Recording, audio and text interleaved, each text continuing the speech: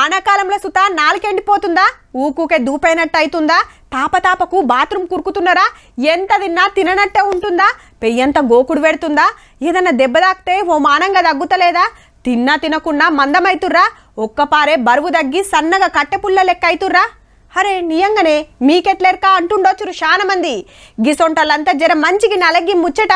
పేర్ల చక్కెరుండి షేదును వంచుతున్న బీమార్ ముచ్చట ఇది. హౌ దినమింత షుగర్ పేషెంట్లు పెరుగుతుండ్రు దేశంలా. కొత్తగా షుగర్ వచ్చిన నలుగురిట్ల ఒకలు 40 ఏండ్ల లోపటోళ్ళేనట. అంటే పడుసోళ్ళే ఎక్కువ అన్నట్టు.